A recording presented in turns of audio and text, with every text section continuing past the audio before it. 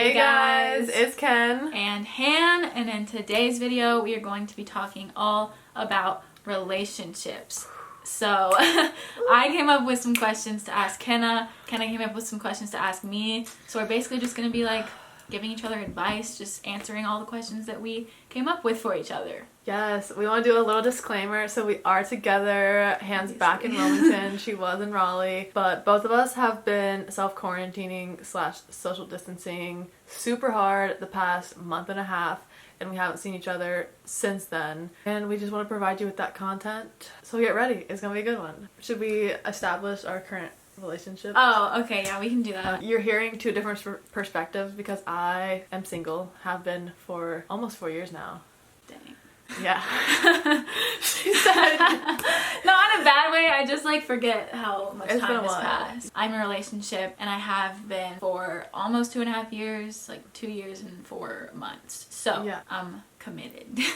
Well, let's just get right into the questions. I'm gonna ask Kenna a question first. So let's see, I have kind of a lot. I'll just start with this one.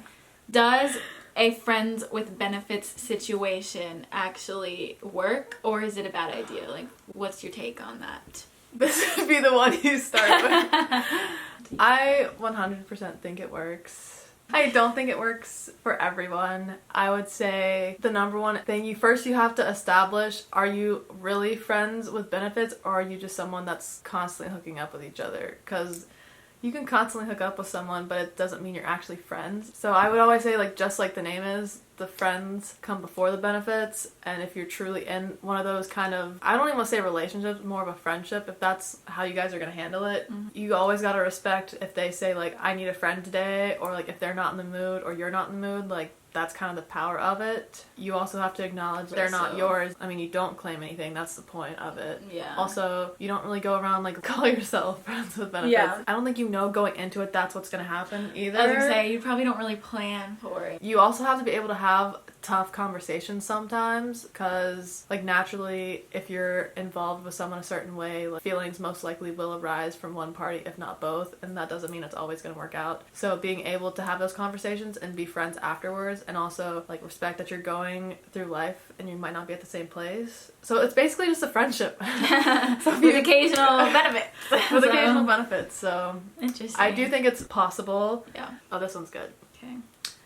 How do you handle, or what's your advice on dealing with trigger girls?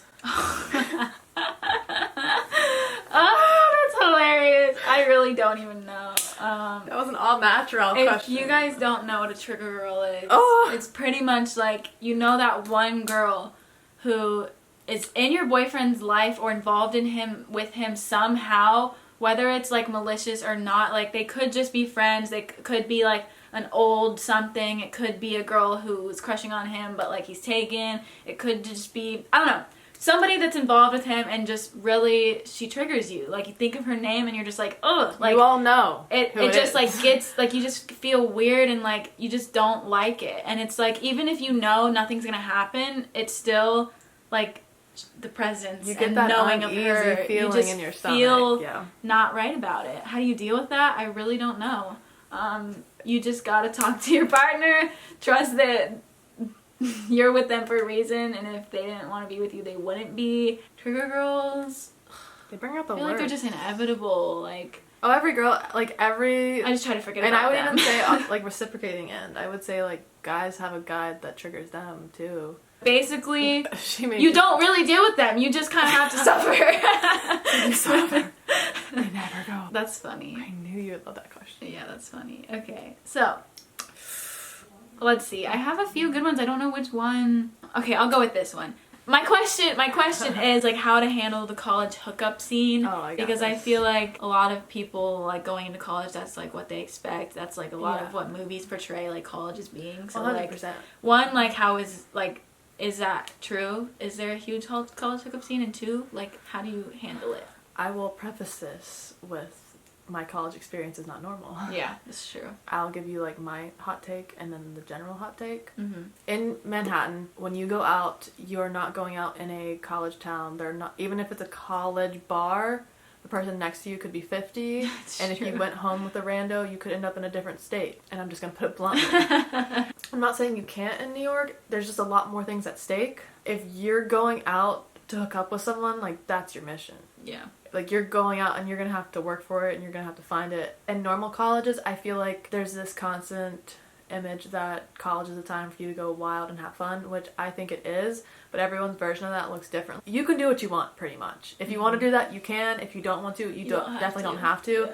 I have found that more college kids so accepting of their friends being like, that's not my style, or and then don't feel bad if that's what you want to do, and don't feel like you have to do it. It's really whatever you're comfortable with and what you feel safe doing. If you want to talk to your friends about it, you can. You don't have to. If people ask what you've done with who, like, it's really none of their business unless you become into a relationship. Then I think it's a little bit of a bigger conversation. Yeah. Don't ever be ashamed of how many, who, whatever. Like, college is college. It's fine. Okay. So this one's really funny. Oh my god, you keep doing funny ones. She is geeking. What is it? Does size Oh my god. matter? No. But It's all about the motion in the ocean, okay? Size doesn't matter. Exactly. In my opinion. important. There's so many other things you gotta get right before that. That's true. Really And comes like, into the if you picture. actually really love somebody, I would overall just say no. But it's personal preference, I guess. I knew that was your answer. I just thought it'd be really funny. Yeah, that was funny. Okay, how to tell the difference between a guy who's using you and a guy who's actually interested in you and like really actually wants to be something. Bottom line, you put effort in what you want to put effort into as a human being. If you're interested in someone, you're gonna put effort in. Yeah. Regardless. Yeah. But effort does look different for everyone. It does. I'll say that. It might not be the way you envision it as a girl. And honestly, he won't make you question it if he really likes you. You gotta question if he likes you. Probably doesn't. Yep. True. Yeah. And if you really don't know and you think it might be different, just ask. Yeah. And if you're too scared to ask, there's your answer. Yeah. So as someone in a relationship, some of the hardest things to deal with are getting into fights or arguments. Do you have any advice on how to handle those as someone? Why, yes, I do. Funny you ask. Funny! Just thinking about this. Okay, no, but in all seriousness, I feel like some of these questions have been like funny and like we've been laughing a lot, but I actually do think I have really good advice for this one. And I learned this in one of my social psych classes. So y'all think you can't learn things in school, you can. My teacher always says, if you are arguing with somebody, speak in the I, not the you. So don't say like, you suck, you did this, you're terrible, like blah, blah, blah, blah, blah.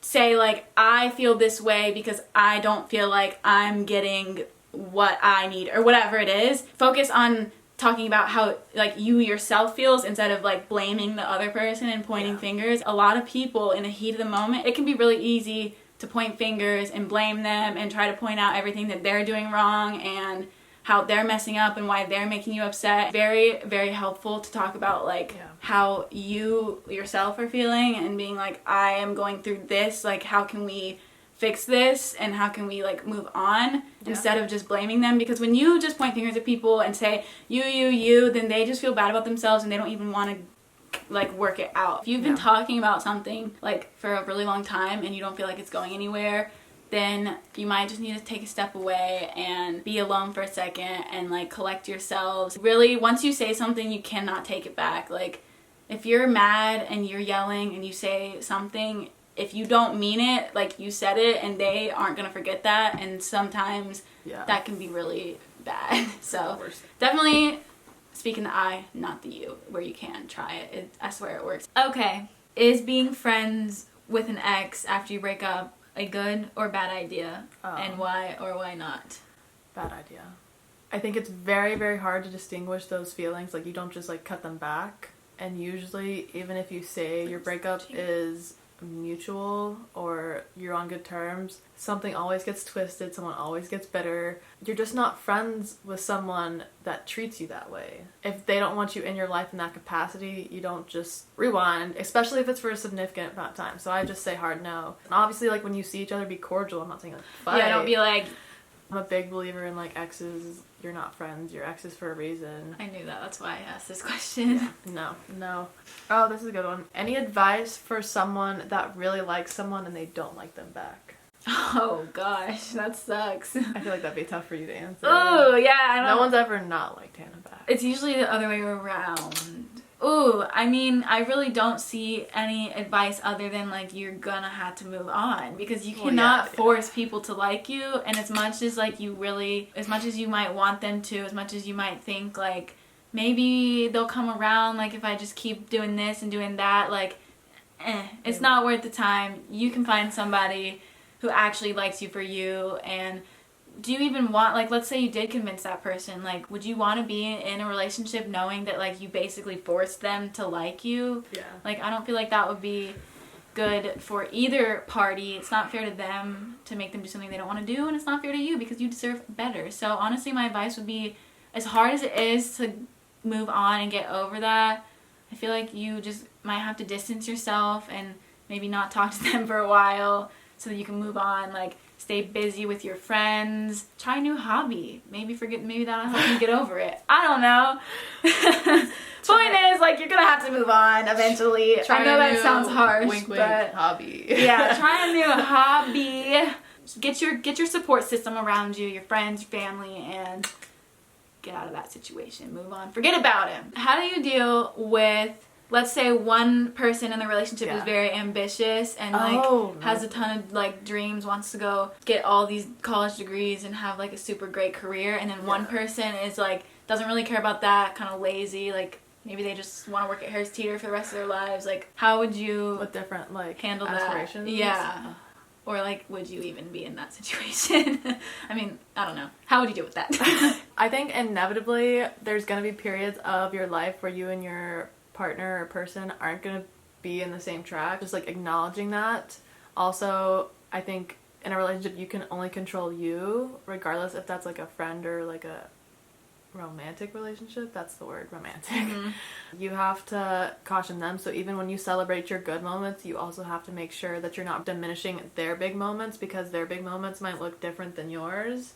True. Like if you got promoted at the Harris Teeter, that's a big day. We should celebrate, regardless if your partner is there. But also know what you want and know your boundaries. A big thing for me is like I'll compromise for someone, but I'm not going to give up my dream completely. Mm-hmm. From someone that's been single, I don't want to give up myself completely, because I did that in my previous relationship and I don't feel like I was myself. Yeah. So know your limits, one, and like what you want, and know what you're willing to compromise for.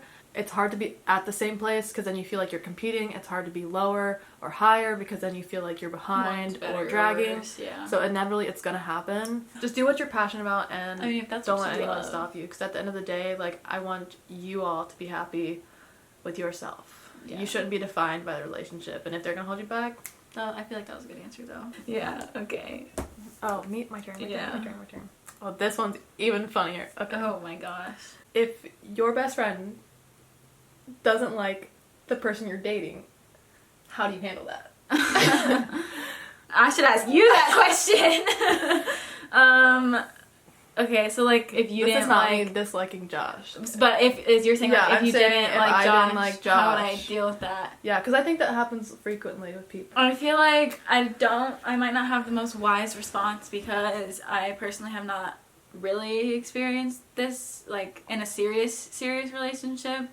There might have been like a few guys like here and there that my friends didn't love, but like in an actual like long-term like serious relationship I haven't. But I would probably say like what I would do if this was happening to me now, I'd probably talk to my friend and ask like, why don't you like this person? Like, what red flags do you see in them that makes you have these feelings about them?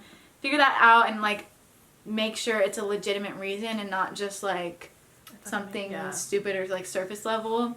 And then like actually take them seriously, because a lot of times your friends can see things that you can't, and I know this from experience. Like, I've had things with guys and my parents don't like them, and they know that something's wrong, and I'm just like, no, I'm in love, like, shut up, I don't want to hear it. And then after it's over, I'm like, dang, now I see like what you were saying. I was just too wrapped up in you're in the moment. The situation 100%. That like I was like tunnel vision. I'm in love with this person. So I do think you should take their advice and thoughts into consideration. Obviously, if your friend says I don't like him, don't be like, okay, we're done. But I feel like you should think about it and then maybe have a conversation with your partner. You might not have to say like, Kenna doesn't like you, like, fix that, but maybe the things that they see wrong in them, like talk about it, see if you can work on that, because sometimes they really do be knowing things that you don't see and you can't see. So as much as it sucks to be in a relationship and somebody tell you something negative about it, they really just want what's best for you. That's a good answer. That's a good answer. Communication. That's the answer to all these Honestly. questions. Video's over. Communication. Any relationship you have, communication. Literally. That's key. Okay. Is it my turn? Okay. Yeah. Okay. Question. How to deal with trust issues? I feel like inevitably, whether it's from a past relationship or something in your family, I feel like most people have some sort of trust issues. Coming to terms with whatever that may be yourself and loving yourself first. If you don't know who you are alone, it's really hard to know who you are in a relationship, much less trust that person. I trust myself to live every day and hold myself to my guidelines and my boundaries, morals, whatever you want to call it. And therefore I trust myself. If you can't do it for yourself, you can't do it in a relationship. Yeah. And it's okay to know you're not there. So I would say that. I think that's really that on that. Last question for Hayan. As someone in a relationship, are there any general red flags that you think single people often overlook? I don't know if I would say like these are things I think people overlook, but just I guess things to be aware of that I think would be a red flag is if they, like, let's say you meet somebody, you've been talking for a while, you've been hanging out for a while. A few things like immediately pop into my head. One is if they don't want you around their friends, that might be a red flag, because for the most part, like, if somebody really likes you and they want you to be in their life, they will want you to be like friends with their friends. They'll want their friends to like you. They'll want you to like their friends, because if you guys end up getting serious, like, those are the people that you're spending time with, and so they'll want everybody to be friends and be happy. So if they are like not wanting you to be around their friends, don't really talk about their friends, then that could be a red flag. Other things might be, I was gonna say like if they don't want you to meet their family, but that's like kind of further down the line. That's not like right away. But if, let's say you're like with somebody for a while and they don't want you to meet your family, that's a red flag, but that's not really something that you can like notice right off the bat. Let's say if he only wants to hang out at your place and like he never lets you come over to his place, that could be weird. Like, what's he hiding at his place other than like he might be messy, but I don't really think guys care about that. Exactly. So like, if he only wants to come to your place and like is trying to keep you away from parts of his life, that could be sketchy. If he talks to you after 10 p.m. That's sketchy. We kind of said this earlier, but like if he only does things on his time and like when it's convenient for him, that's a red flag. He's probably not the real deal. That's going to be it for the questions. Hopefully some of those were interesting. We try to do some funny ones, but some serious ones to give you like real advice in there too. But if there's any questions we didn't answer and you want us to answer, please comment down below, because we're definitely going to do like a series or more videos on this topic. We hope you guys enjoyed. Hopefully you learned something. Hopefully you can use some of this in your life. Yes. Be sure to check out all our other videos if you haven't. Yeah. It helps you get us to know us beyond relationship, dating, life, whatever. And we will see you guys in the next video. Yes. All right. Bye. Trying to find me a man. No. Well, yeah. Okay. So, no, you don't get one. You'll never run out of things to talk about with me, so I can trap you in there pretty good. I feel like I've been rejected enough. Yeah, but I feel like I don't honestly want like a... Someone once told me, don't take relationship advice for someone that's not a relationship. Like, Kenna, you're single, shut up. No. Clearly you can't get it right. Or wait so you can move on and find somebody better, you know? Yeah, you're all gonna die eventually. No need to... No need to drag on the pain. Jeez, way to get dark.